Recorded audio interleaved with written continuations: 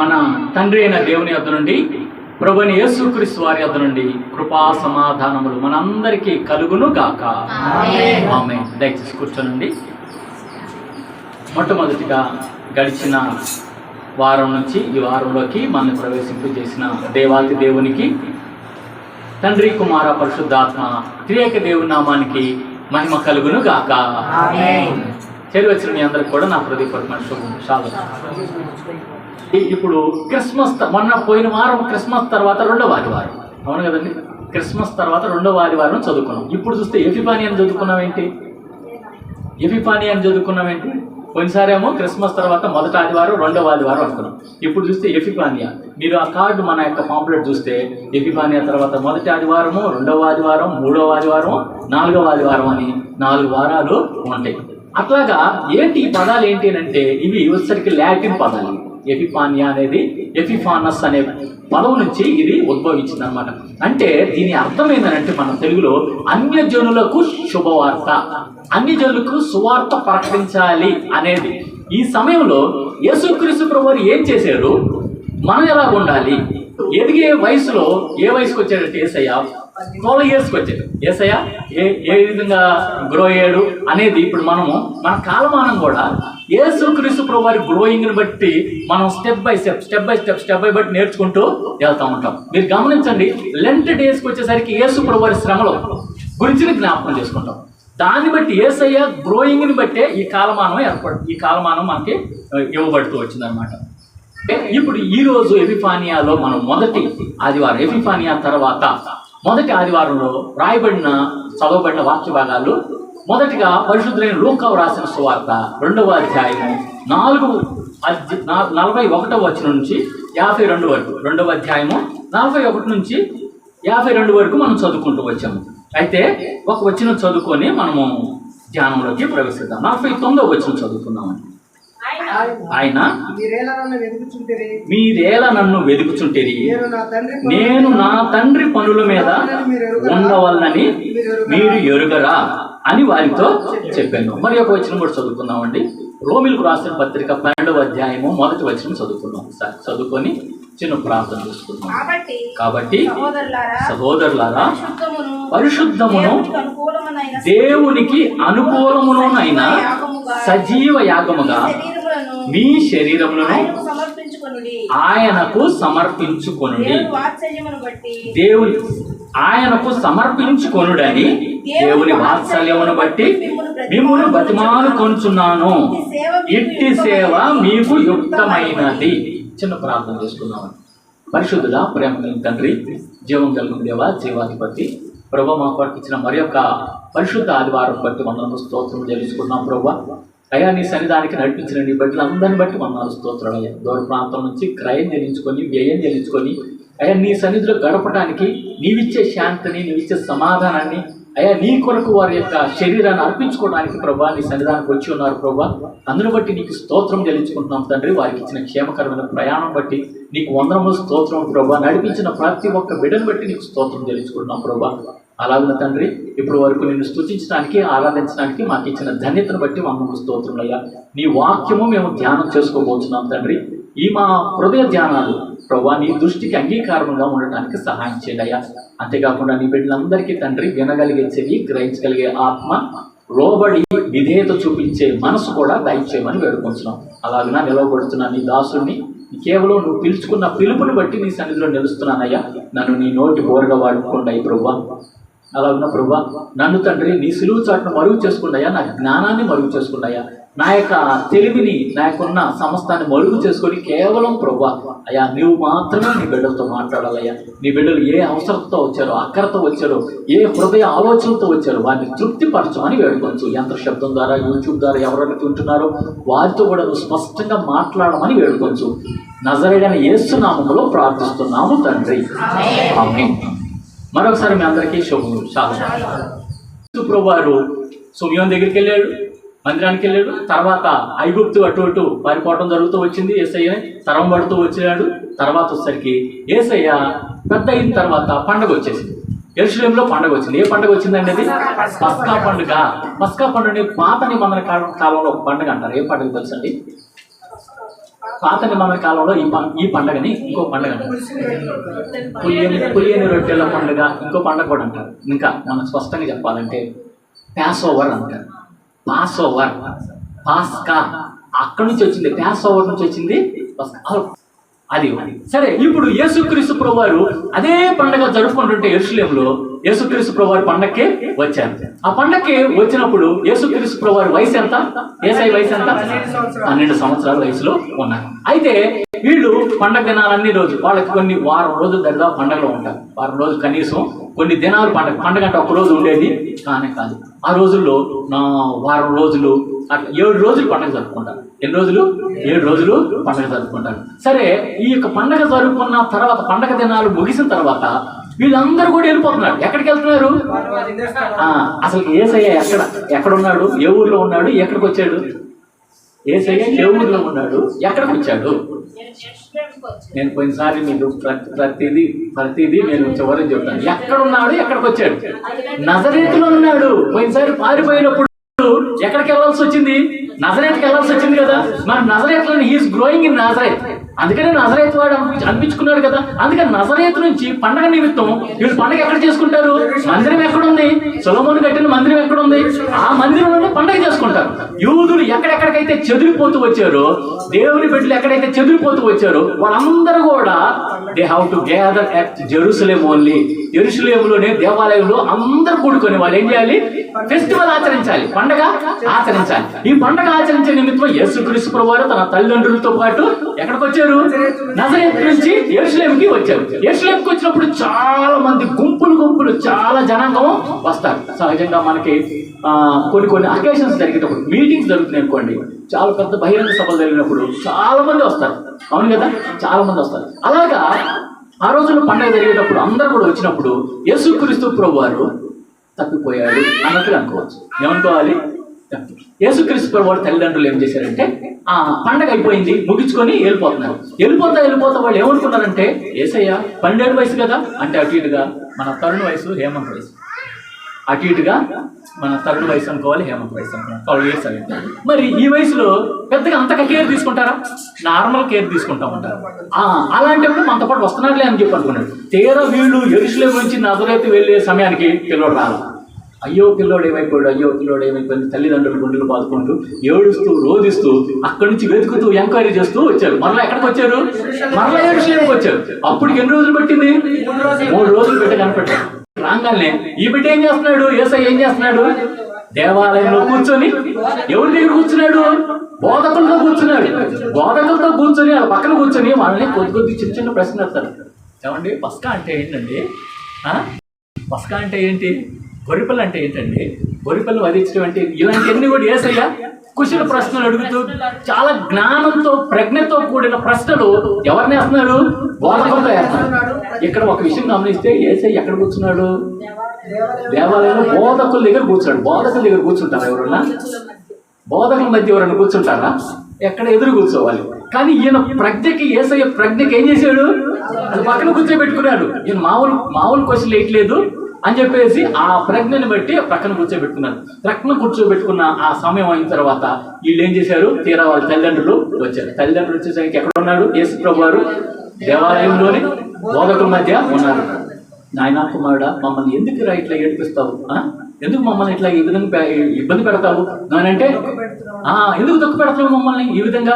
నీ కోసం 3 రోజులు మేము అక్కడ ఇక్కడ ఎంక్వైరీ చేసి వాళ్ళని అడుగుతూ ఎంత బాధ పెట్టావు, నీకు బాధపడ్డావు నీకు తెలుసా అని యేసు ప్రభువారి తల్లిదండ్రులు బాగా బాధపడటం, దుఃఖించడం చేస్తూ ఉన్నారు. అయితే యేసు ప్రభువారు ఏమంటారు? అమ్మా, మీరెందుకు నన్ను వెతుకుతున్నారు?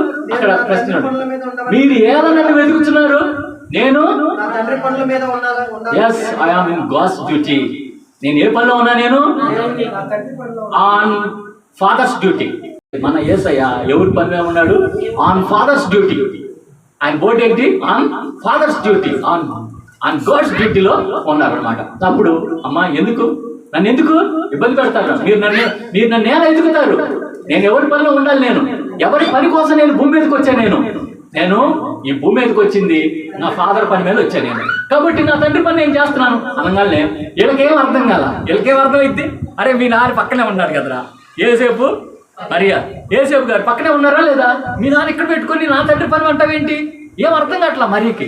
అయితే కాసేపు అయిన తర్వాత ఆమె ఈ మనసులో ఈ మాటలు చాలా విచిత్రంగా ఉన్నాయి, చాలా జ్ఞానంతో కూడిన మాట అని ఈ మాట హృదయంలో భద్రపరుచుకుంది. అయితే యేసుక్రీస్తు ప్రభువారు వెంటనే వాళ్ళ తల్లిదండ్రులు లోబడి వాళ్ళతో వెళ్ళిపోతూ వచ్చాడు. ఇది చిన్నపిల్లలకి పెద్దోళ్ళు ఇవ్వవలసిన మాట. యేసుక్రీస్తు ప్రభువారు ఒక దేవుడై ఉండి తన తల్లిదండ్రులకి లోబడుతూ వచ్చాడు. కాబట్టి చిన్నపిల్లలారా, మీ తల్లిదండ్రులకు విధేయులై ఉండుడి. మన దేవుడు, మన యేసయ్య దేవుడైనప్పటికీ తల్లిదండ్రులకి ఏమై ఉన్నాడు? యాక్చువల్గా మీకేం తెలుసు, మీకేం తెలుసు? మా డాడీ పని మీద ఉన్నా నేను, పండి మీకు తెలియదు పండి అని చెప్పి ఎదురిచ్చాడు యేసయ్య? నో, ఆయన తల్లిదండ్రుల్ని చాలా రెస్పెక్ట్ ఇచ్చాడు. మనం కూడా మన తల్లిదండ్రుల్ని అట్మోస్ట్ రెస్పెక్ట్ ఇవ్వాలి. ఎందుకంటే because Jesus has respected his parents. ఆయన యేసయ్య వాళ్ళ తల్లిదండ్రుల్ని గౌరవిస్తూ వచ్చాడు. 30 ఏళ్ళ పాటు యేసయ్య ఎవరికి లోబడి ఉన్నాడు? ఊసి దేవుడు అండి, లోకరక్షకుడు అండి, నశించిన దాన్ని వేదక రక్షించడానికి భూమి మీదకి వచ్చాడు. ఆయనకంటూ ఒక ఉద్దేశం ఉంది, ఆయనకంటూ ఒక బలమైన కారణం ఉంది. సర్వలోక పాప పరిహారం కోసం చచ్చిపోవాలి, శ్రమలు అనుభవించాలి, ఎన్ని ఎదురు కనిపిస్తా ఉంటాయి ఆయనకి. కానీ ఎవరికి? తండ్రి వాటర్ తీసుకురామంటే వాటర్ తీసుకురా వచ్చాడు, ఉల్లు తీసుకురామంటే ఉల్లు తీసుకొచ్చాడు. అరే ఇది తీసుకెళ్ళి టేబుల్ తీసుకెళ్ళి పక్కన పెట్టు అని అంటే, మీకు ఇంకో రికార్డు తెలుసో లేదు, మీకు ఇంకో విషయం చెప్తాను. యేసుక్రీస్తు ప్రభువారు being a son of carpenter, ఒక వడ్రంగి వారి కుమారుడిగా యేసు ప్రభువారు కూడా వడ్రంగి విద్య నేర్చుకున్నారు. ఒక విషయం ఏంటంటే, హిస్టరీ రికార్డ్ ఏంటంటే, జర్మనీ మ్యూజియంలో యేసుక్రీస్తు ప్రభువారు చేసిన టేబుల్, యేసుక్రీస్తు ప్రభువారు చేసిన ఆ 2-3 ఆ కుర్చీ కానీ లేదా టేబుల్ కానీ ఇలాంటి 2-3 ఐటమ్స్ ఇప్పుడు కూడా జర్మనీ మ్యూజియంలో భద్రపరచబడి ఉన్నవి. సచేత్రి తల్లి ఏంటి అంటే, యేసు ప్రభువారు మనకు మాదిరి చూపించడానికి వాళ్ళ డాడీకి లోబడి ఉన్నాడు. కాబట్టి మనం కూడా చిన్నపిల్లలు అయినప్పుడు మన తల్లిదండ్రులకి మనం లోబడే వాళ్ళగా ఉండాలి. మొదట తండ్రికి లోబడాలి అంటే పరలోకపు తండ్రికి, నెక్స్ట్ భూలోకంలో తండ్రికి లోబడాలి అనేది ఒకటి నేర్చుకున్నాం. తర్వాత యేసయ్య జ్ఞానమందును వయసునందును దేవుని దయందును మనుషుల దయందును వర్ధిల్లుతూ ఉన్నాడు, ఎదుగుతూ ఉన్నాడు. యేసయ్య వర్ధిల్లుతూ ఉన్నాడు. ఎవరెవరి దయలో అండి? మనుషుల దయలో, దేవుడి దయలో. అలాగే జ్ఞానమందులో వయసులో యేసయ్య ఎదుగుతూ ఉన్నాడు అని చెప్పి రాయబడింది. సరే, ఇప్పుడు యేసుక్రీస్తు ప్రభువారి యొక్క వృత్తాంతం వరకు మనం నేర్చుకుంటూ వచ్చాము. యేసు ప్రభువారి యొక్క జీవన విధానం ఎలా ఉన్నది అని. అయితే ఇప్పుడు రోమిలకు రాసిన పత్రికలోకి మనము 12వ అధ్యాయంలో 1 నుంచి 5 వరకు మనం చదువుకుంటూ వచ్చామండి. రోమిలకు రాసిన పత్రికలో ఈ రోమిలకు రాసిన పత్రిక గురించి అంతకుముందు కొంత మీకు ఉపోద్ఘాతం చెప్పినట్టుగా నాకు గుర్తుంది. అయినప్పటికీ మరలా ఒకసారి నేను జ్ఞాపకం చేస్తాను. రోమిలకు రాసిన పత్రిక, రోమా అనే అనగానే ఏం గుర్తు రావాలి? రోమా అనగానే, రోమిలకి అనగానే ఇటలీ గుర్తు రావాలి.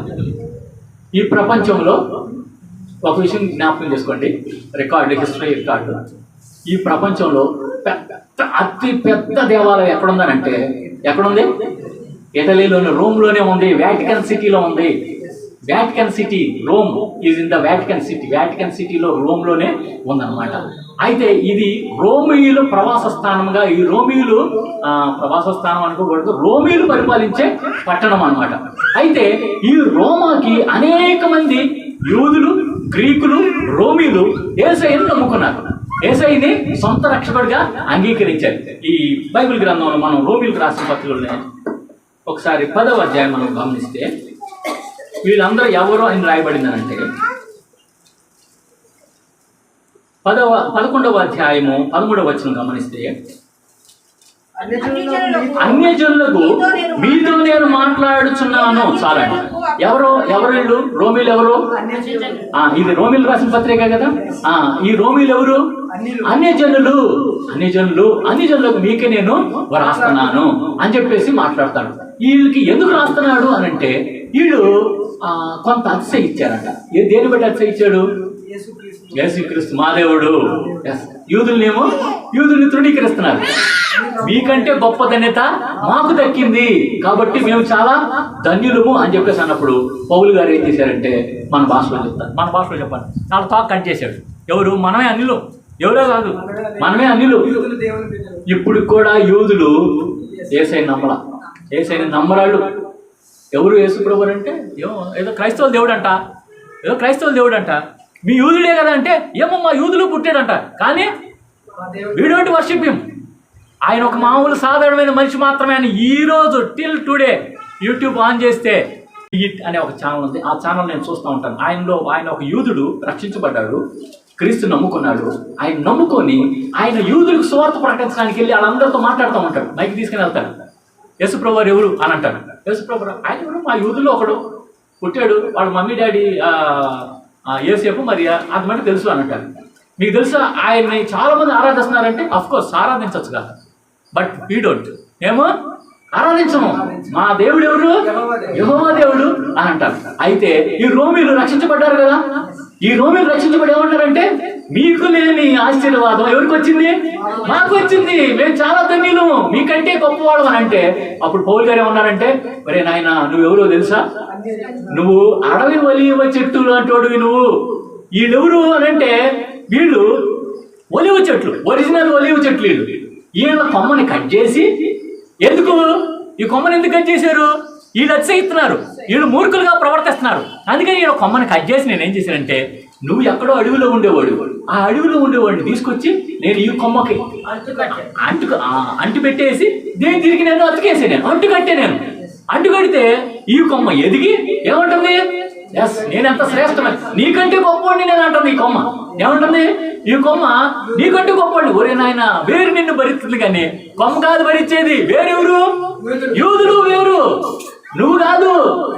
అన్య జనులైనా నీకు వాళ్ళ కొమ్మ కట్ చేస్తే నీకు రక్షణ దొరికింది. జాగ్రత్త గమనించండి, వాళ్ళ కొమ్మ కట్ చేస్తేనే, అంటే వాళ్ళ కఠినంగా ఉండబట్టి నీకు రక్షణ దొరికింది. వాళ్ళ కొంతకాలమే కఠినత్వము, వాళ్ళు కొంతకాలమే లోపడుకుని ఉంటారు, తర్వాత ఖచ్చితంగా రక్షించబడతారు. చూడండి, రాయబడి చూడండి, రోమిలకు రాసిన పత్రికలో 11వ అధ్యాయము 27వ వచనం గమనిస్తే, విమోచకుడు సియోనులో నుండి వచ్చి యాకోబులు అంటే యాకోబు అంటే ఎవరండి, ఒకసారి చేతిలో తెలుగుదామా, విమోచకుడు సియోనులో వచ్చి ఈ ఇశ్రాయేలులో ఉన్న భక్తిహీనతను తొలగిస్తాడు. ఇప్పుడు భక్తి కలిగే లేరు కదా వాళ్ళు, ఈ భక్తిహీనతను తొలగిస్తాడా, తొలగించి నేను వారి పాపములను పరిహరించినప్పుడు నా వలన వారికి కలుగు నిబంధన ఇదే అని రాయబడినట్టు ఇశ్రాయేలు జనులందరూ రక్షింపబడతారు. చేతులే తెలుగుదామా. ఇప్పుడున్న యూదులు రక్షించబడతారని చెప్పేసి మన బైబిల్ ప్రకారం మనం నేర్చుకున్నాం. ఇప్పుడున్న యూదులు వాళ్ళు అంగీకరించకపోయినా కూడా ఖచ్చితంగా భవిష్యత్తులో రక్షించబడతారు. ప్రవచనాలు, వాగ్దానాలు వారి గురించే రాయబడి ఉన్నాయి. వాగ్దానాలు వారివే, ఇశ్రాయేలీయుల వాగ్దానాలు, ఖచ్చితంగా రక్షించబడతారు. అయితే వాళ్ళ కఠినత్వం వల్ల మనకు ఆశీర్వాదం వచ్చిందంట. వాళ్ళు కఠినంగా ఉండబట్టి ఏం చేశాడు దేవుడు, అన్ని జనులకు సువార్త, ఈ అన్ని జనులకు సువార్త ప్రకటించడం అయిపోయిన తర్వాత వాళ్ళు రక్షించబడతారు. అందుకనే క్రైస్తవ్యం ఈ ప్రపంచంలో అత్యద్భుతంగా విస్తారంగా విస్తరిస్తుంది. అది ఎందుకు విస్తరిస్తుంది, కారణం ఏంటి, ఈ ప్రపంచంలో 800 కోట్ల మంది ఉన్నారు, సుమారుగా 800 కోట్ల మంది ఉన్నారు. మన భారతదేశంలో ఎన్ని కోట్లు, 140 crores, 140 కోట్లు ఉంటారు. దీనికంటే ఎక్కువ చైనా ఉంటారు. చైనా 170 crores తో 78 సంథింగ్ ఉంటారు. మరి ఇప్పుడు వీళ్ళందరూ మొత్తం కలిపితే అన్ని దేశాలు, కనీసము 200 దేశాలు పెద్ద దేశాలు, 100 దేశాలు చిన్న దేశాలు ఉంటాయి. అటు ఇటుగా 300 కంట్రీస్ ఉంటాయి అంట. ఈ కంట్రీస్ మొత్తం కలిపితే 800 కోట్ల మంది. 800 కోట్ల మందిలో 300 కోట్ల మంది క్రైస్తవులే. అలాగే చెప్దాం సరే, మామూలు విషయమా? ఎందుకని ఎంతగా విస్తరించబడుతుంది అని అంటే, ఆ దేవుని యొక్క ప్రవచనం నెరవేర్చబడుతుంది కాబట్టి ప్రపంచంలో క్రైస్తవులు ఇంతగా స్ప్రెడ్ అవుతూ ఉన్నారు. అయితే యూదులు మట్టుకు నమ్ముకోవట్లేదు. యూదులు ఎంతమంది ఉన్నారు, యూదులు ఎంతమంది ఉంటారు, 3 లక్షలు ఎంతమంది ఉంటారు, 93 లక్షలు మంది ఉంటారు. అయితే ఇప్పుడు ఈ రోమిలు ఏమన్నారంటే, అన్యులము మేము, ప్రపంచంలో గొప్పగా చెప్పుకునే క్రైస్తవులము మేము అని చెప్పంటారు. మీకు తెలుసు రాసిన పత్రికలో ఇప్పుడు అసలైన సబ్జెక్ట్ ఏంటంటే 12వ అధ్యాయంలో 1వ వచనంలో ఏమంటాడంటే, ఇప్పుడు ఎన్ని విషయాలు చెప్పిన తర్వాత, కాబట్టి సహోదరులారా, పరిశుద్ధమును దేవునికి అనుకూలమునైన సజీవ యాగముగా మీ శరీరమును ఆయనకు సమర్పించుకొనుడని దేవుని వాత్సల్యమును బట్టి మిమ్మల్ని బతిమాలుచున్నాను, ఇట్టి సేవ మీకు యుక్తమైనది. అందుకనే పాటలు సమర్పణ చేయము ప్రభువునకు నీ దేహం నియమముటను సమయమును అని చెప్పేసి మనం పాడుకుంటాం. అందుకని ఎందుకు అనంటే మీరు మీ దేహమును సజీవ యాగంగా దేవునికి సమర్పించుకోండి అని చెప్పి. సజీవ యాగంగా అంటే ఏంటండి? మీకు అర్థమైతే చాలు. సజీవం, నిర్జీవం. నిర్జీవం అంటే మనం చికెన్ షాప్కి వెళ్ళాము, చచ్చిపోయిన కోళ్ళు ఉన్నాయి అక్కడ మామూలుగా, ఆల్రెడీ ఎప్పుడో చచ్చిపోయినాయి. అవి చచ్చిపోయిన కోడి తీసుకొచ్చి ప్రిపేర్ చేస్తుంటే ఊరుకుంటామా? లైవ్ ఫ్రెష్ లైవ్ బాడీ కావాలి. ఏంది? బతుకున్న బాడీని మన ముందే ప్రిపేర్ చేయాలన్నమాట. అప్పుడే we will accept, otherwise we don't accept చేస్తామండి. చక్రవర్తి గారు, చచ్చిపోయిన కోళ్ళు ఉన్నాయి అనుకోండి, జబ్బు చేసిన కోళ్ళు తీసుకుని వచ్చి ఏమండి ఇదిగోండి ప్రిపేర్ చేస్తున్నానండి అంటే బాబాయ్ ఏంటది? డబ్బులు ఇస్తుంది ఊరికనే ఇస్తున్నావా? మాకు ఫ్రెష్ బాడీ లైవ్ బాడీ కావాలి. కొంతమంది చేపలు కూడా బతుకున్న చేపలు ఇచ్చట అమ్మబడును. బతుకున్న చేప కొంటలు ఏర్పాటు చేసి ఆ కొంటలో చక్కగా తిరుగుతున్న వాడిని ఆ వల ఇస్తే, దాన్ని చిన్న వలలు ఉంటాయి వాళ్ళ దగ్గర, ఆ వలలు తీసుకొని పట్టేసి అప్పటికప్పుడు ప్రిపేర్ చేస్తారు. అట్లా కాదు. ఇప్పుడు దేవుడు కూడా ఏ చేప కావాలంటున్నాడు దేవుడు? ఎవరు నాకు సేవ చేయాలి? బలం ఉన్నప్పుడే, శక్తి ఉన్నప్పుడే, నీ కన్ను ఉన్నప్పుడే నువ్వు సేవ చేయాలి. అంత అయిపోయిన తర్వాత నేను సేవ చేస్తానంటే ఎట్లాగా? నేను ఇంకోటి కూడా అంటాను, నీకు అదే చెప్పాను కదా కొంచెం కఠినంగా ఉండిద్ది ఈరోజు అని. ప్రాణాత్మ దేహాలకు ఉన్న శక్తి, బలం నీవు దేనికి మనం ఇస్తున్నాము? ఉద్యోగానికి, వృత్తులకి, బంధువులకి, మన ఆడంబరాలకి మనం ఇస్తాం. కష్టపడేది దేనికి అనంటే ఏమని చెప్తారు? కష్టపడేది దేనికంటే ఏమని చెప్తారు? ఏమండి, ఇద్దరు ఆడపిల్లలండి. ఈ పిల్లలు రేపు మరి వాళ్ళు ఊరినే పంపిస్తామా? పిల్లల కోసం అండి. మేము బ్రతికేది దేనికోసమా? పిల్లల కోసం అండి. ఏమండి, కొంతమంది పెద్దవాళ్ళు అడిగితే ఏమండి మనవరాళ్ళు పెళ్లి చూసుకొని పోతే చాలు. మనవరాళ్ళు ఏం కావాలంటారు? మనవరాళ్ళు పెళ్లి చూసి. కొంతమంది ఏమంటారు తెలుసండి? కొంతమంది ఒక వ్యక్తిని అడిగితే మన క్రైస్తవులే వీళ్ళు చెప్పే సమాధానం, వేరే వాళ్ళు కాదు, క్రైస్తవులే. అన్నం కత్త ఉన్నప్పుడే, ఏది శక్తి ఉన్నప్పుడే సంపాదించుకోవాలన్నా, నాకు రాళ్ళు వెనకేసుకోవాలి. తర్వాత వయసు పోతే నో ఛాన్స్ అన్న. అంటే their motto, their goal, their focus is to earn money. అంటే డబ్బు సంపాదన కోసమే, కుటుంబం కోసమే, సొంత పనుల కోసమే. కానీ ఇక్కడ దేవుడు ఏమంటాడు? పౌలు గారు ఏమంటాడు తెలుసా? పౌలు గారు రోమిలకు రాసిన పత్రిక, సజీవ యాగంగా మీరు మీ దేహాన్ని దేవుడికి సమర్పించుకోండి. నేనేం చేశాను? నేను సమర్పించుకున్నానని చెప్పి పౌలు గారు అంటాడు. నా మట్టుకైతే బ్రతుకుట క్రీస్తే, సావైతే మేలు లాభము అని చెప్పేసి అంటాడు. పౌలు గారు సమర్పించుకొని రోమా సంఘాన్ని హెచ్చరిస్తున్నాడు. మీరు కూడా సజీవ యాగంగా సమర్పించుకోండి. మిగిలిపోయింది ఇవ్వద్దు. ఏ విధంగా ఇవ్వాలి? మనము శ్రేష్టమైనది ఇవ్వాలి. చాలా మంది చేసే పని అదేనండి. నీకు సమయం మిగిలిపోతే ఇస్తున్నావు నువ్వు. వద్దు. Don't play games with God చెప్తున్నాను. నేను చాలా తీవ్రంగా హెచ్చరిస్తున్నాను. అంటే సజీవ యాగంగా సమర్పించుకోండి. ఏమండి టైం లేదండి అని అంటే, టైం లేదు అంటే ఏంటి? దాని అర్థం ఏంటి? దేవుడు సరే దానికి టైం లేదు అంటే దాని అర్థం ఏంటి? మీరు దయచేసి అర్థం చేసుకోండి. అంటే నీకు మిగిలితే నువ్వు, లేకపోతే లేదు, టైము లేదు. మరొకసారి జాగ్రత్త అర్థం చేసుకోండి. టైం ఎవరిది?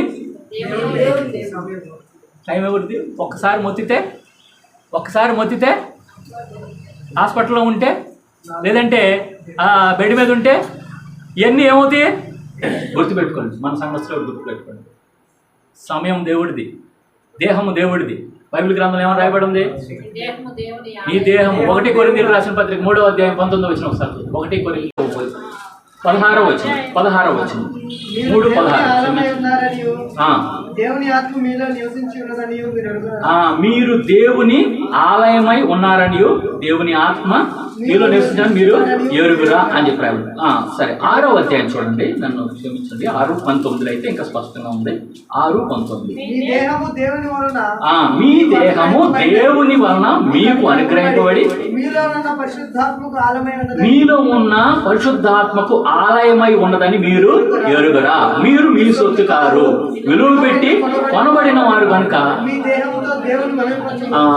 దేహము దేవుడు కనుక ఇది విలువ పెట్టుకున్నాడు. ఎంత విలువ పెట్టుకున్నాడు? అమూల్యమును, నిర్దోషమును, నిష్కలంకమైన రక్తాన్ని మన కొరకు చిందించి విలువ పెట్టి కొనుక్కున్నాడు. ఎందుకు కొనుక్కున్నాడు? మన దేహంలో ఎవరిని మహిమపరచాలంట? We have to glorify our Lord Jesus Christ.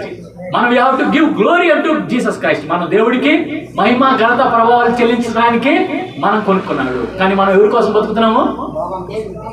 ఉద్యోగం కోసం, మనుషుల కోసం, తల్లిదండ్రుల కోసం, బిడ్డల కోసం, మనవల కోసం, పెళ్ళిళ్ళ కోసం బతుకుతున్నాం. ఎంత దౌర్భాగ్యమైన జీవితం మనం జీవిస్తున్నామండి. దేవుడు ఏమంటాడు? ఈ దేహము నీది కాదు. ఎవరిది? దేవునిది. కాబట్టి గుర్తుపెట్టుకోండి, ఈ దేహాన్ని దేవుడికి ఇవ్వకుండా ఎవరికి ఇచ్చినా ఏం చేస్తాడు దేవుడు? లెక్క అడుగుతాడు. ఈ ఖచ్చితంగా లెక్క అడుగుతాడు. దానికి లెక్క అప్పచెప్పాల్సిన బాధ్యత. రోమిలికి 6వ అధ్యాయం 13వ వచనం ఒకసారి గమనించండి. మరియు మీ అవయవములను దుర్నీతి సాధనములుగా పాపమునకు అప్పగింపకుడి. అయితే మృతులలో నుండి సజీవములు అనుకొని మిమ్మల్ని మీరే దేవునికి అప్పగించుకొనుడి. మీ అవయవములను నీతి సాధనములుగా దేవునికి అప్పగించుడి. ప్రియమైన సహోదరి సహోదరులారా, సంగమా, ఈ దేహంలో ఉన్న అవయవాలు ఎవరికి ఉపయోగపడాలట? దేవునికి ఉపయోగపడాలి. దేవుని కోసం మీరు సమర్పించుకోండి, సజీవ యాగంగా సమర్పించుకోండి. దేవుడు మీకు టాలెంట్ ఇచ్చాడు, తలాంతులు ఇచ్చాడు.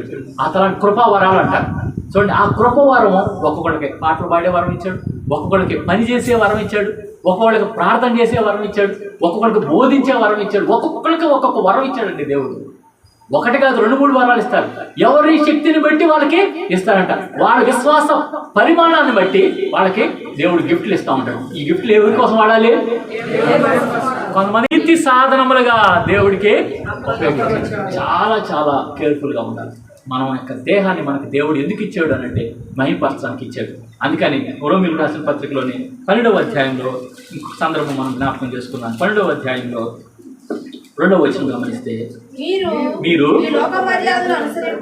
ఈ లోక మర్యాదను అనుసరింపక ఉత్తమమును అనుకూలమును సంపూర్ణములై ఉన్న దేవుని చిత్తమేదో పరీక్షించి తెలుసుకున్నట్లు మీ మనసు మారి నూతన ఒకటి వలన రూపాంతరము పొందుడి. 2025 సంవత్సరంలోకి వచ్చాం. మనం దేవుని చిత్తం మీద గ్రహించుకొని రూపాంతరం పొందాలంటండి. మన మనస్సు మార్చుకోవాలంట. ఏ విషయంలో మార్చుకోవాలి అనంటే, మన మనసు ఈ లోక మర్యాదను అనుసరించే వారిగా ఉండకూడదు. ఈ లోక మర్యాద ఏమండిద్ది? బంధువులు వస్తారు. బంధువులు వచ్చినప్పుడు ఏమంటారు? ఏమండి బంధువులు వదిలేసి ఎట్ట వస్తారండి? పాస్ గారు అడిగారు అనుకోండి, ఏమండి ఏమన్నా బంధువులు వదిలేసి ఎవరన్నా వస్తారా? అసలు మర్యాదేనా? ఇక్కడ దేవుడు పౌలు గారి ద్వారా ఏమన్నాడు? ఈ లోక మర్యాదను దేవుడి విషయంలో వచ్చేసరికి లోక మర్యాదలు అనుసరించు. నువ్వు మనుషుల్ని సంతోష పెట్టావంటే దేవుడిని పెట్టలేవు. నువ్వు సంతోష పెట్టలేవు. ఉండాలండి, కఠినంగా ఉండాలండి. కొన్నిసార్లు నన్ను రోషం కలిగి పౌరుషం కలిగి ఉండాలని మనం ఉండకపోతే ఎట్టకండి. ఆర్మీలో వాడు సడన్గా ఇంటి దగ్గర చుట్టాలు వచ్చాయంటే ఆర్మీలో యుద్ధంలో ఉన్నవాడు వచ్చేస్తాడా? ఏమండి, ఎంత బాధాకరం చూడండి. మనం హోలీ ఆర్మీలో ఉన్నాం. మనం హోలీ ఆర్మీలో ఉన్నప్పుడు మనం ఎట్లా ఉండాలి? మధ్యలో ఏం చేస్తున్నాము? ఈ లోక సంబంధమైన వాటిని పెట్టుకొని మన దేహాన్ని దేవునికి ఉపయోగించాలైతే ఈ టాలెంట్స్ని, ఈ యొక్క శక్తిని, యుక్తిని ఎవరికి ఉపయోగిస్తున్నాము? లోకానికి ఉపయోగిస్తున్నాం. బంధువులకి వద్దు. ఆదివారం వచ్చిందంటే ఇది ప్రతిష్ఠిత దినము, ఇది విశ్రాంతి దినము, ఇది పరిశుద్ధ దినము, ఇది ప్రభు దినము. గుర్తుపెట్టుకోండి. రోమిలకు రాసిన పత్రిక ఎవరిదే? రోమిలకు రాసిన పత్రిక ఎవరికి రాశాడు? ఎవరికి రాశాడని చెప్పుకున్నా? అన్యులకు అనుకున్నాడు కదా. అన్యులకు అనుకున్నాను కదా. యూదులు ఎవరు అన్నారు? వాగ్దానంలో వారివి యూదులు రక్షిస్తాన్నారు కదా. మీరు ఈరోజు నిన్నటి దినాన గమనిస్తే ఇప్పటికిప్పుడు ఇజ్రాయేల్ గురించి సమాచారం తెలుసుకోండి. విశ్రాంతి దినాన ఒక్క కారు జరగదంటారు. విశ్రాంతి దినాన రోడ్డు మీద వీధుల్లో ఒక్క కారు కూడా జరగదు. అంత భక్తిపరులాడు యూదులు. మహా నిర్మోహమాటం ఏ మాత్రం కూడా ఉండదండి. హలో, లోకంలో మూర్ఖుల్లా కనిపిస్తారు. లోకస్తులకి ఎట్ట కనిపిస్తారు వాళ్ళు? కానీ భక్తి విషయంలో వాళ్ళకు మించిన వాళ్ళు లేరు. ఈ ప్రపంచంలో ఎవరైనా భక్తి చేస్తున్నారంటే ఆ భక్తి యూదులకు మించిన భక్తి ఒక్కరిని తీసుకురండి. సిక్కులు తీసుకురండి, ముస్లిమ్స్ని తీసుకురండి, లేదంటే జైనులు తీసుకురండి, హిందువులు తీసుకురండి. ఎవరు కూడా పనికి రారు. నేను సవాల్ చేస్తా. యూదులు యేసుప్రభు గారు అన్నారు. ఏమన్నారు యేసుప్రభు గారు? పరిసయ్యులు శాస్త్రుల నీతి కంటే మీ నీతి అధికం కాని ఎడలా పరలోక రాజ్యానికి మీరు చేరలేరు. అంటే వాళ్ళు అంటే 2 రోజులు ఉపవాసం ఉంటారు. కట్టిక ఉపవాసం ఉంటారంట. కట్టిక ఉపవాసం. శాస్త్రాల నీతి కంటే మీ నీతి అధికం కాని ఎడల ఒక స్త్రీ అంకం తలెత్తి కూడా చూడరంటారు. నిష్టలో ఉన్నప్పుడు యవనస్తులుగా ఉన్నవాళ్ళు నిష్ఠలో ఉన్నప్పుడు యవనస్తురాలు స్త్రీని మొహం యొక్క కళ్ళతో చూడని కూడా చూడరంట. అంత కఠినంగా అంత పరిశుద్ధంగా ఉంటారట. అందుకనే వాళ్ళకి గట్స్ ఎక్కువ, వాళ్ళకి గట్స్ ఎక్కువ. జెలెన్స్కీ ఏ దేశస్తుడు? ఉక్రెయిన్, యూదుడు. చిన్న దేశం, పెద్ద దేశం రష్యా, USSR అంటారు. దానంత పెద్ద దేశం ఈ భూగోళంలో లేదు. పెద్ద దేశం, విస్తారమైన దేశం. మీరు మ్యాప్లో చూడండి, పెద్దది రష్యా దేశం.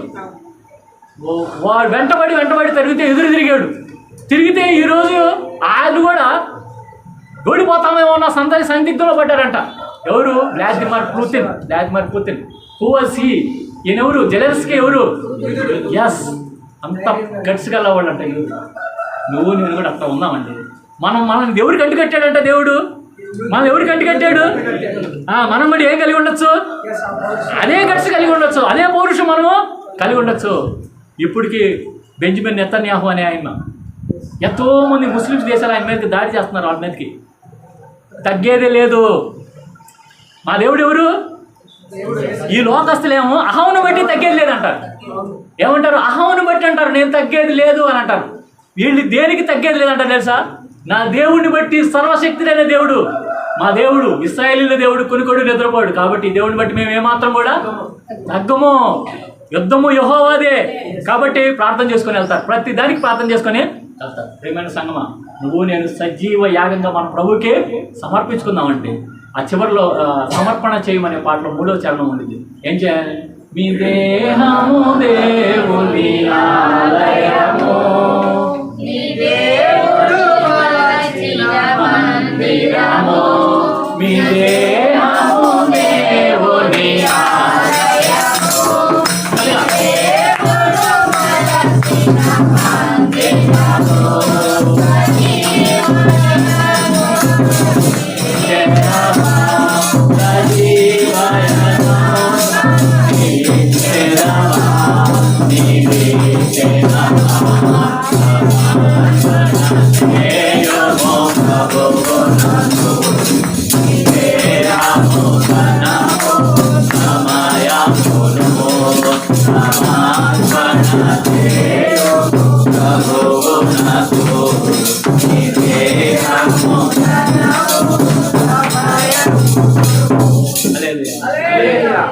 ప్రేమతో చెప్తాను, బతినాడు చెప్తాను.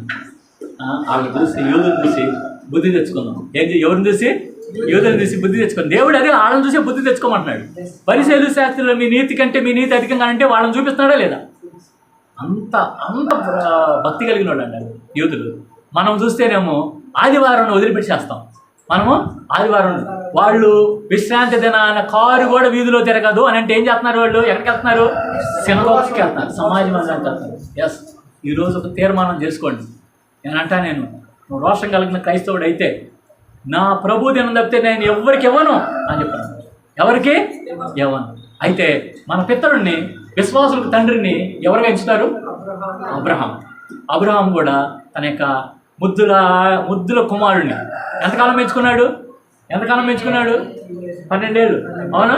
చక్కగా 12 ఏళ్ళ వరకు చక్కగా ఎంతకాలం. ఎప్పుడు పుట్టాడు? 100వ సంవత్సరంలో 99వ సంవత్సరం వచ్చి మీదటికి ఈ సంవత్సరం నీ కౌగిట కుమారుడు ఉంటాడు అని చెప్పి శారాకి దేవదూత చెప్తూ వచ్చాడు. అయితే చెప్పినట్టుగా జరిగిందా లేదా? నిశ్చయంగా నీ కౌగిట కుమారుడు ఉంటాడు. ఉన్నాడా లేదా? ఉన్నాడు. చక్కగా అల్లారు ముద్దుగా పెంచుకున్నాడు. అస్సలకి ఎంత గారాపం పెంచుకున్నాడంటే ముసలోళ్ళు ఇద్దరు చేతుల్లో చక్కగా ఓపిక లేకపోయినా కూడా చేతుల్లో ఎత్తుకొని పెంచి అంత అల్లారు ముద్దుగా పెంచుకున్నాడు. పిల్లోడు ఎదుగుతూ 12 ఏళ్ళకి రాగానే అబ్రామా అయ్యా పిల్లోడితో ఆడుకుంటున్నాను అయ్యా, ఏంటి చెప్పయ్యా? అబ్రామా ఏం చేస్తున్నావు? అయ్యా ఇస్సాకుతో ఆడుకుంటున్నాను అయ్యా. నీకు ఒక్కగానొక్కడే కుమారుడు ఉన్నాడే, అప్పటికి ఇష్మాయిల్ ఉన్నాడు. ఆయన నా పిల్లోడు కాదు, నీ పిల్లోడు కాదు. ఆయన నా వాగ్దత్త పుత్రుడు మటుకు కాదు. నీ పిల్లోడు ఒక్క పిల్లోడు ఉన్నాడు కదా, ఆయన తీసుకెళ్ళి నేను చూపించి ఒక పర్వతం చూసావా, అక్కడ నువ్వు బలిగా అర్పించాను. అవునా, సరేనయ్యా అని చెప్పేసి శారం గారికి చెప్పాలా, మళ్ళీ జడగొట్టిద్దామని. ఏమన్నా గారు పిల్లోడిని తీసుకెళ్ళి అల్లారు ముద్దుగా పెంచుకున్న పిల్లోడు తీసుకెళ్ళి అక్కడ బలి అర్పడానికి వెళ్ళాడు. మరి మనకి చక్కగా మంచి ఉద్యోగం వచ్చింది. మంచి గవర్నమెంట్ పోస్ట్, మంచి చాలా విలువైంది, చాలా అధికారం కలది. వదులుకోమంటే వదులుకుంటామా? నిన్ననే వదులుకుంటాం, కానీ ఉద్యోగం బట్టి వదులుకునే సమస్య లేదు. ఉద్యోగం వచ్చేంతవరకు దేవా దేవా ఎస్ఐయా ఎస్ఐయా ఎస్ఐ నీకు అది ఇస్తానయ్యా, నీకు ఇది ఇస్తానయ్యా, ఆదాయాన్ని ఎన్ని ప్రమాణాలు చేస్తారు. ఉద్యోగం రావటం ఫస్ట్ గారు ఎక్కడండి, ఆ రోజు డ్యూటీ పడిందండి, ఎమర్జెన్సీ డ్యూటీ అండి.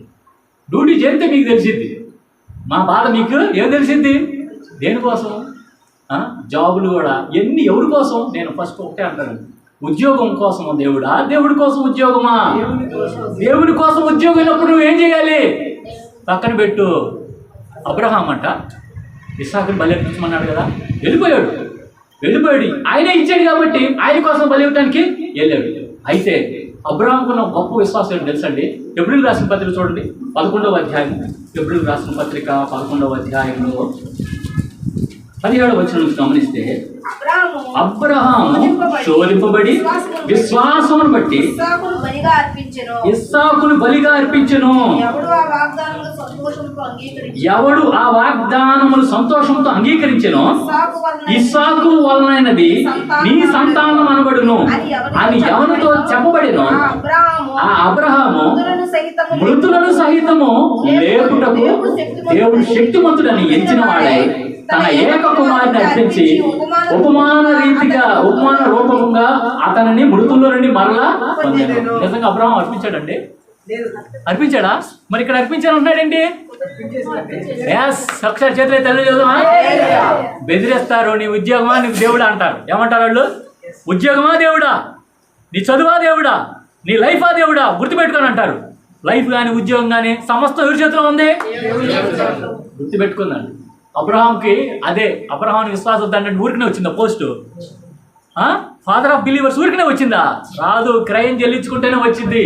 నీకు టాలెంట్ ఏదైనా దేవుడు ఇవ్వాలంటే నువ్వు క్రయం చెల్లించుకుంటేనే దేవుడు నీకు ఇస్తాడు, లేకపోతే ఇస్తాడా? ఊరికనే ఇస్తాడా? క్రయం చెల్లించుకో. దేవుడి సన్నిధానికి క్రమంగా రా. దేవుడి సన్నిధిలో నీకు తలాంతులు కావాలా? డ్రమ్ కొట్టే తలాంతి కావాలా? డోల కొట్టే తలాంతి కావాలా? లేదంటే ఇంకో పాటలు పాడే తలాంతి కావాలా? దేవుడి సన్నిధానికి క్రమంగా రావాలి, లేకపోతే ఆ తలాంతు మనకి రాదు, దొరకదు. కాబట్టి అబ్రహాము చెల్లించుకున్నాడు. మోరియా పర్వతానికి వెళ్ళు అనగానే వెళ్ళిపోయి అర్పించాడు. అబ్రహాము మోరియా పర్వతానికి ఎలమనంగానే వెళ్ళాడు. మీరు మాట్లాడుతుంది మంచిది. మోరియా పర్వతానికి ఎలమనంగానే వెళ్ళి వాళ్ళ కుమారుని అర్పించేసి వచ్చాడు. అర్పించేసాడా? ఆయన అక్కడికి తీసుకెళ్ళటమే అర్పించటం. కత్తి ఎత్తే వెంటనే ఒక స్వరం పడింది. ఆ పిల్లవాడిని ఏ మాత్రం కూడా హాని చెయ్యొద్దు. అది ఒక ప్రక్కన గొర్రె ఉంది. ఆ యొక్క కంపలో చుట్టుపోయిన గొర్రె ఉంది. ఆ గొర్రెని తీసుకొచ్చి నువ్వు నాకు బలి ఇవ్వచ్చు, నాకు నచ్చావు. ఏ విధంగా నచ్చావు అంటాడు చూడండి. అక్కడ ఆదికాండము 21వ అధ్యాయంలో చాలా అద్భుతమైన మాట. తండ్రి అయిన దేవుడు అబ్రహాముని 22వ అధ్యాయం 22వ అధ్యాయం 12వ వచనము 22వ అధ్యాయం 12వ వచనం. అప్పుడు ఆయన ఆ చిన్నవాని మీద చెయ్యి వేయకము, అతన్ని ఏమీ చేయకము, నీకు ఒక్కడై ఉన్న నీ కుమారుని నాకియ్య వెనుతీయలేదు కనుక నీవు దేవునికి భయపడేవాడు అని ఇందువలన నాకు కనబడుతున్నది. అబ్రహాములో ఉన్న ఒకే ఒక క్వాలిఫికేషన్ అండి, భయపడేవాడు అండి దేవునికి. నీకు నాకు అదొక్కటి ఉంటే చాలు. ఏం చాలండి? ఒక్కటి ఉంటే చాలు, భయం ఉంటే చాలు. దేవుడు అంటే భయం. అమ్మో, దేవుడి తర్వాత ఎవరైనా అనే భయం కానీ ఉంటే నీకు ఏదైనా తిరిగి ఇవ్వగలిగిన శక్తివంతమైన దేవుడు. ఏమన్నాడు? అబ్రహాం యొక్క విశ్వాసం ఏంటంటే శోధింపబడి కుమారుని అర్పించి మృతుల నుంచి అతన్ని పొందుకోలేను అని చెప్పింది. చచ్చిపోయినా కూడా నా దేవుడు ఇస్తాడు అనే విశ్వాసం అబ్రహాంది. అవునా కదండి? ఒకవేళ దేవుడు 100 ఏళ్ల వయసులో ఇచ్చినోడు ఈ పిల్లోడి స్థానంలో ఇంకో పిల్లోడిని ఇవ్వలేడా? అది అబ్రహాం విశ్వాసం అంటండి. అది అలాంటి గొప్ప విశ్వాసం. ఈ ఉద్యోగం పోతే నేనంటే ఛాలెంజ్ చేస్తాను, నీకు ఏదైనా ఉద్యోగం పోతుందా? దేవుడి నిమిత్తం పోయిద్దా? ఇంకోటి ఇస్తాడు, దానికంటే డబల్ ఇస్తాడు, గ్యారంటీగా చెప్తాను. కానీ నువ్వు నిలబడతావా? అబ్రహాము నిలబడ్డాడండి. రోషం కలిగిన అబ్రహాము నిలబడ్డాడు కాబట్టి మృతుల నుంచి ఇస్సాకును పొందుకొని వాగ్దత్త పుత్రుడయ్యాడు. ఈరోజు మన పితరుడు ఎవరు అని అంటే అబ్రహాము, ఇస్సాకు, యాకోబు. ఇస్సాకు అని చెప్పుకున్నాం, అబ్రహాము చెప్పుకున్నాం. ఎందుకు చెప్పుకున్నాము అని అంటే విశ్వాసంలో నిలబడ్డాడు కాబట్టి దేవుడికి మించి ఏది లేదు. బైబిల్ గ్రంథం రాయబడింది, మీ తల వెంట్రుకలన్నీ లెక్కించబడి ఉన్నాయి. కాబట్టి సజీవ యాగంగా సమర్పించుకున్నాము. మనకి ఇచ్చిన దేహాన్ని దేవుడి కోసమే ఉపయోగిద్దాం. దేవుడి కంటే ఎక్కువ ఏది కాదు. నేను ఒక వ్యక్తి నేను ఒక పుస్తకం చదివాను, హ్యారీ డిమాంటీ, నాతోనూ ఉన్న దేవుడు అనే ఒక పుస్తకం చదివాను. ఆ యొక్క పుస్తకంలో అతను అంటాడు, ఆ యొక్క గొప్ప భక్తిపరుడు ఏమంటాడంటే, నేను చేసేది ఉద్యోగం దేవుడి కోసము, నాకు వచ్చే సంపాదన దేవుడి కోసము, నాకున్న శక్తి దేవుడి కోసము, నాకున్న సమయము దేవుడి కోసము అని చెప్పేసి ఆయన జీవితకాలం మొత్తం కూడా దేవుడి కోసం బ్రతికాడు. గొప్ప సేవ చేశాడు. భక్త సింగ్ గారి అంత ఫాక్స్ గారు, భక్త సింగ్ గారి అలాంటి వాళ్ళతో పరిచయం చేశాడు. ఆయన సమర్పణ చేసుకుంటేనే దేవుడు నేను వాడుకుంటాడండి. సమర్పణ చేసుకోకపోతే ఏం వాడుకుంటాడు? తలాంతులు ఎట్లా వస్తాయి? అధికారం ఎలా వచ్చింది? సమర్పణ, సాక్రిఫైస్. క్రిస్టియన్ లైఫ్లో యేసయ్య శరీరం మొత్తాన్ని సమర్పించుకున్నాడు. రక్తాన్ని, తన యొక్క రక్తాన్ని మొత్తాన్ని ఆఖరి బొట్టు వరకు సమర్పించుకున్నాడు. ఎవరి కోసం? నీ కోసము, నా కోసం. నువ్వు ఎవరి కోసం బ్రతకాలి? మనం బ్రతుకున్నవాడు అంట మన కోసం చనిపోయి తిరిగి లేచిన వారి కోసం బ్రతకాలి, కానీ మన మనుషుల కోసం బ్రతకడానికి దేవుడు మనకి అనుమతి. కాబట్టి ఈ మాటలు గుర్తుంచుకుందాం. ఈరోజు అబ్రాహామును అడిగెను ప్రభువప్పుడు, ఇస్సాకును అర్పణయిమ్మడెను. అబ్రాహామును అడిగెను ప్రభువప్పుడు, ఇస్సాకును అర్పణయిమ్మడెను. నివేదను సేవకుని సేవగా, నివేదను సేవకుని సేవగా,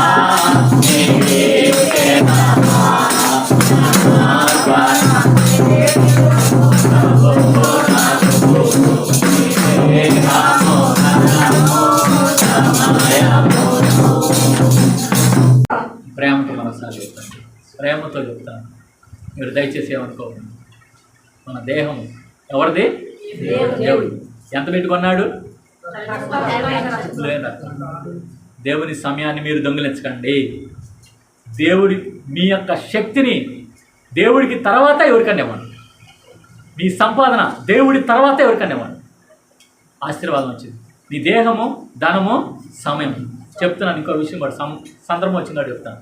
నీకు వచ్చే ఆదాయము నువ్వు దేవుడికి ఏదైతే లెక్క ప్రకారం దేవుడు చెప్పాడో పక్కన పెట్టు, ఆశీర్వదిస్తాడు. అనుభవపరంగా చెప్తున్నా నేను, ఆశీర్వదిస్తాడు. ఆ ఆశీర్వాదం నీకు కావాలంటే పక్కన పెట్టు, లేకపోతే బిగబట్టు. ఆశీర్వాదం వద్దు అనుకుంటే బిగబట్టు. కానీ నువ్వు పక్కన పెట్టావా, దేవుడు నిన్ను ఆశీర్వదిస్తాడు. అలాగే దేహం కూడా, నేను డబ్బులు ఇస్తానండి, నేను దేవుడికి ఏది కావాలంటే అది ఇస్తానండి, నాకైతే కుదరదంటే నో, నీ డబ్బులు అనవసరం తీసి పడేసి. ఏం కావాలి? నీ దేహం, ధనము, సమయం ఇవ్వండి. ప్రేమతో చెప్తున్నాను. దేవుడు నీకు 30 60 100 దేవుడు భూమి మీద నీకు కలగజేయును గాక, ఆశీర్వదించును గాక. ఆశీర్వదిస్తాడు. దేవుడి మాటలు దీవించును గాక. అలాంటి ప్రభువు పరిశుద్ధాత్మ దేవుడు మనందరూ నడిపించును గాక. ఆమేన్. సమస్త జ్ఞానం ఇచ్చిన దేవుడి కృపా సమాధానము ప్రభువైన యేసుక్రీస్తు వలన మన హృదయములకు మన తలంపులు కావలి ఉండును గాక. ఆమేన్.